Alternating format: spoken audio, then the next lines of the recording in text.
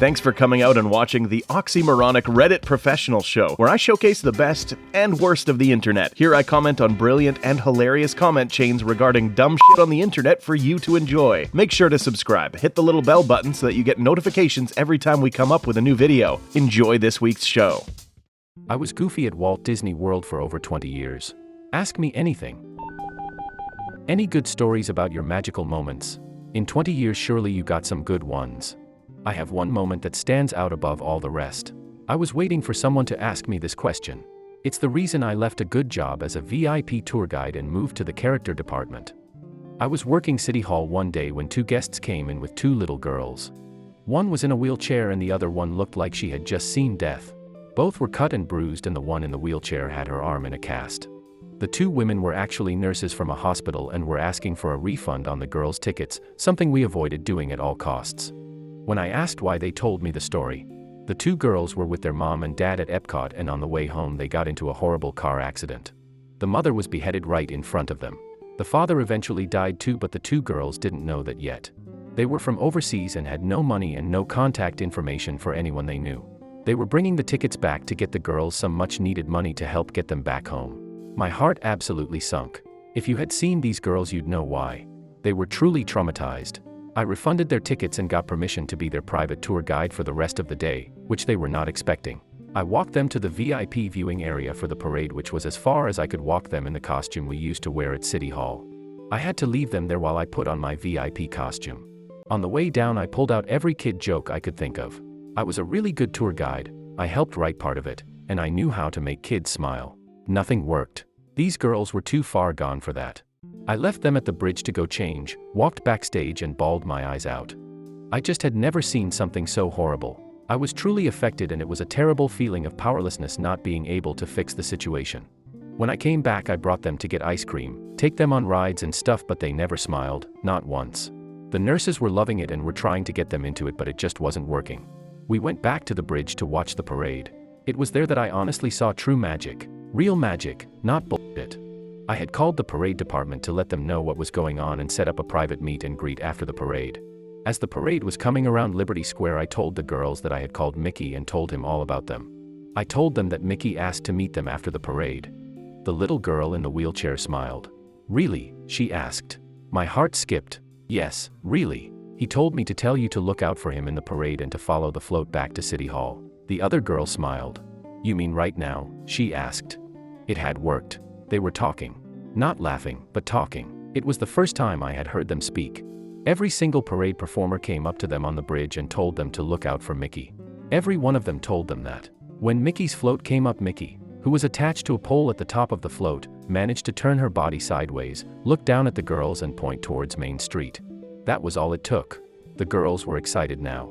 They had forgotten about death. They were lost in a magical world and I couldn't believe I was watching it unfold in front of my eyes. We followed that float all the way back to City Hall, singing Mickey Mania the whole way. Back then, City Hall used to have a VIP lounge behind the desk that was for privacy during difficult situations or to host celebrities. I took them in and showed them the book where all of the autographs were. They were eating it up. The girl who was Mickey that day got down off her float and without even taking her head off walked up to me backstage and said, "Let's go." I walked in with Mickey behind me so I got to see the exact moment the girls met their new friend. They got shy but Mickey was in control now. Those girls met the real Mickey Mouse that day. Every single parade character stayed dressed to meet those girls. One by one they'd come in and play a bit then leave. We were in that lounge for over an hour. Mickey stayed in costume the entire time, which is hard to do after a parade. When Mickey finally said goodbye I had two excited girls on my hands that couldn't stop smiling. They talked and talked and talked. We had a wonderful day after that, but what I remember most is when we walked by the rose garden, the older one said, "Oh, my mommy loves roses. I mean." And she stopped.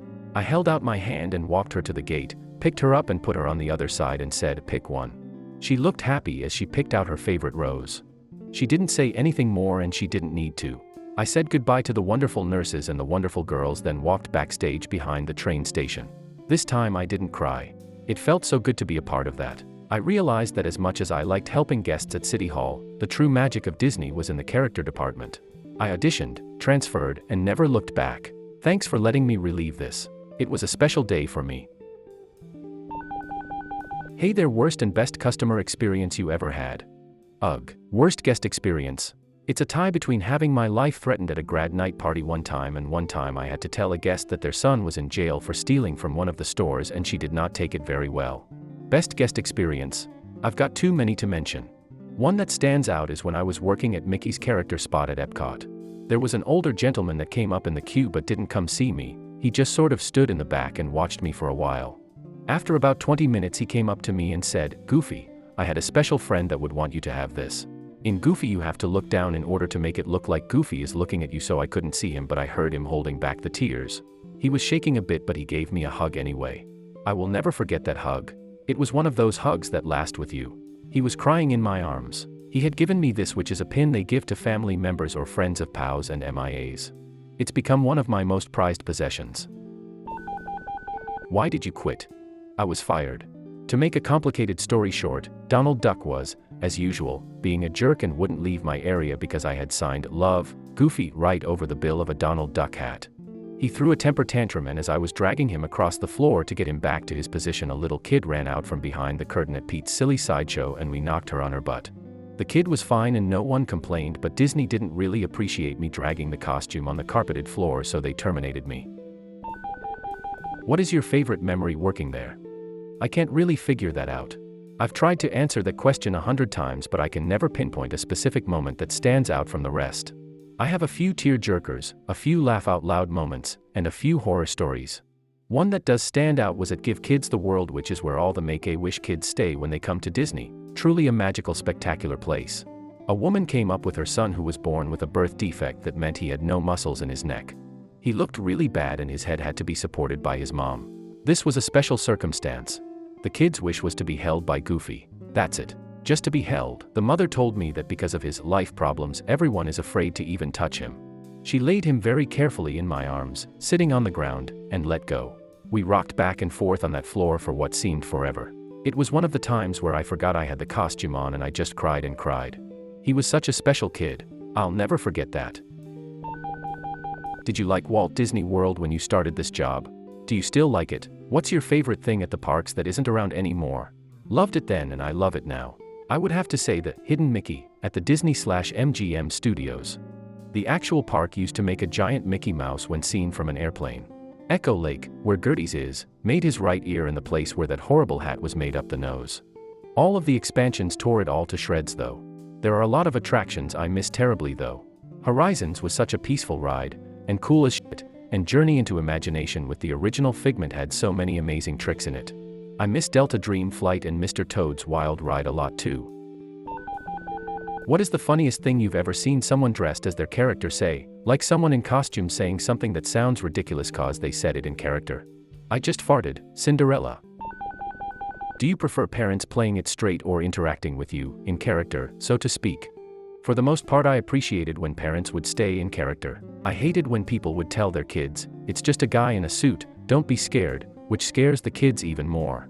What I didn't like was when they would drill me with trivia questions and make me act out the answers. That used to be fun in the old days, but toward the end we had to see as many guests as possible and there was always pressure from management to go faster and faster. What is the weirdest request that a visitor ever asked you to do? A guy once asked me to choke him for a picture. I didn't. That's a hard one because guests routinely do stupid weird things. I think the worst of them is when people bring their newborn infants to the parks and ask us to hold them for a picture. I can't see shit in Goofy, let alone other costumes, and I'm wearing giant gloves or paws or whatever depending on what character I am. Why would you let me hold your baby? Yeesh. What are the coolest aspects of Disney that a visitor will never see or know about? What it feels like to put a genuine smile on someone's face while dressed up as a character. Listen, as many times as you may have done this, you still may have no idea just how important that simple ability actually was. I was very poor as a child and orphaned. When I was very young, my father, who loved Winnie the Pooh and used to read it to me, died. So of course I fell in love with Winnie the Pooh, read it constantly, loved the image. But because we were so poor, I never actually got to see the various shorts which Disney had made based on it. My mother, knowing how much I loved it, used to promise me whenever I'd get down about the fact it was going to be on cable, that one day we'd get cable and I could see it. But of course it never happened. She died when I was a teen, and I was swept into a deep hole which, thankfully, only in retrospect I see existed. And so my dreams/love of the character fell to practicalities chiefly, the struggle to survive. Finally, years later, I got to see those featurettes Winnie the Pooh and the Honey Tree, Winnie the Pooh and the Blustery Day, and my reaction to them I barely can describe. They reminded me so much of my father, and tangentially of all I'd lost. Finally, even more years after that, long after I was grown and the immediacy of all that pain from childhood and loss had faded, I got to go to Disney. I was fine, having a good time, until I saw whoever was playing Winnie the Pooh.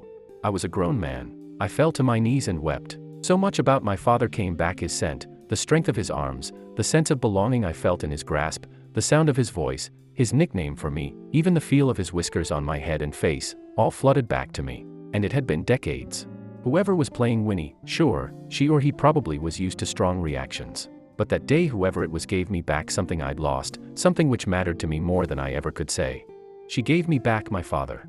OMG, this made me cry. I know this will probably be buried, but people like you, and the many other cast members I met, truly saved me.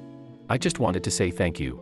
I did the Disney College program in 2013 and it literally changed my life. I grew up in a house of abuse and suffered depression pretty badly, and going to Disney to work as a photographer was the most magical experience I've ever had the privilege to do. The character Goofy was the one that made me truly believe and feel the magic. I loved Disney before, but working and playing with Goofy and taking pictures and making memories for kids with him changed my life. I'll never ever forget it. Anyway, my question for you: what was it like working with the Disney College program attendants and photographers? Was it hard to become friends with them due to them leaving so often? Sorry, I'm just now getting to your comment. Personally, I loved working with CPs. It was difficult to maintain friendships with them because they left so quickly, but some of them I will always think of. If you enjoyed this week's effective way to waste time, hit that like button and subscribe for more content like this. If you are enjoying the series, leave me a comment below. A special shout out to the content creators. You frickin' rock.